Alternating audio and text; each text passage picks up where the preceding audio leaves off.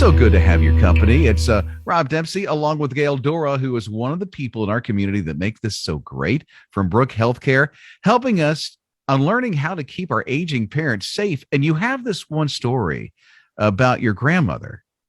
I do. I do. This is very near and dear to my heart.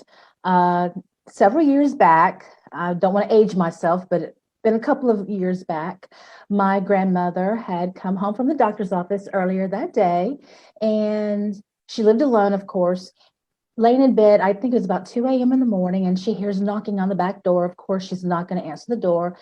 And a few minutes later, she hears glass breaking. And she jumps up out of her bed, runs to the guest bedroom, and slides under the bed of the guest bedroom. And so she knows by sight and sound that it's two men. And they do a little bit of walking around, and she can't understand much of the words. It's muffled talking. They end up taking her purse and her medication. So they walked by a lot of other things in the house that could probably be pawned or sold elsewhere. They only took her purse and her medication. They leave. She gets up, she sweeps up the glass, she shuts the door, she locks it, she goes to bed. She calls my mother the next morning about 9 o'clock in the morning after breakfast, and she just casually says, "Somebody broke in the house last night."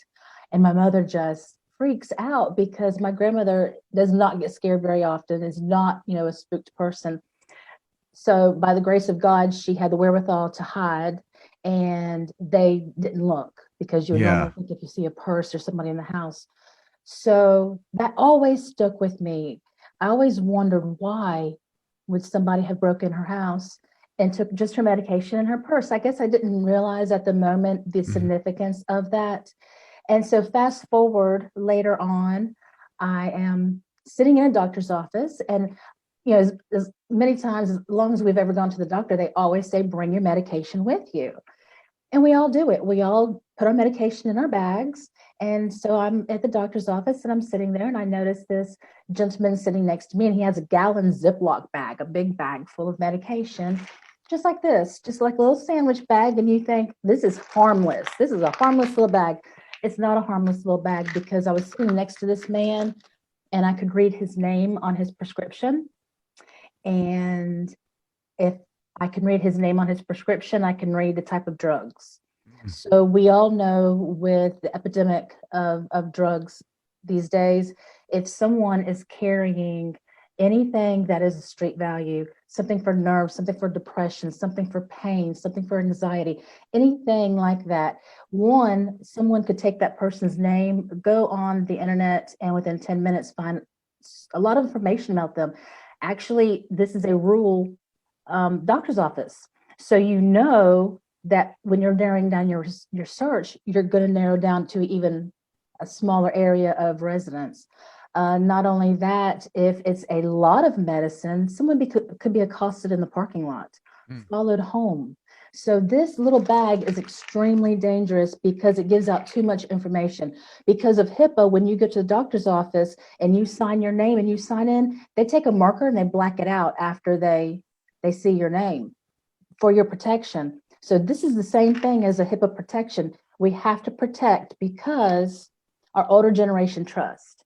And if you had someone who was really slick, they could sit next to an older person, strike up a conversation. They could find out if that person lives alone, if they have a dog, if they have a vehicle.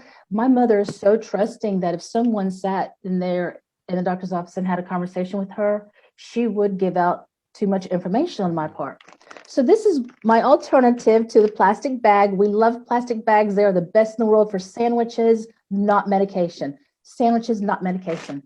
So this is what I came up with. This is the cutest little thing in the world. This is my little Brook Healthcare.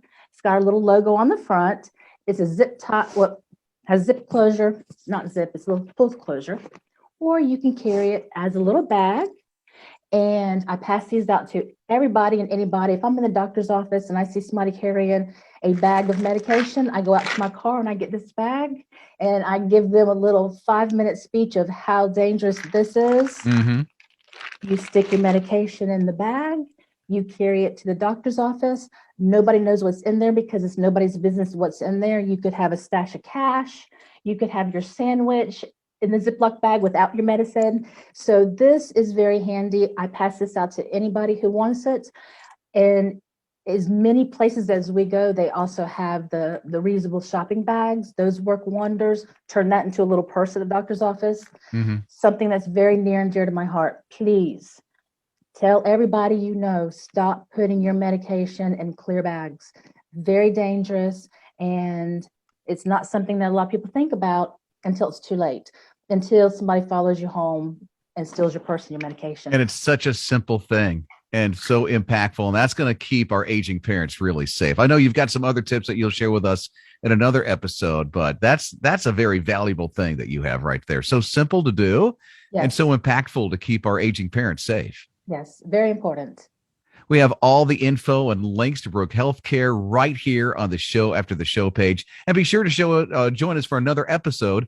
Gail's going to join us coming up on another episode too, to help remind us how we can keep our aging parents really safe. We'll see you for another edition of Show After the Show soon.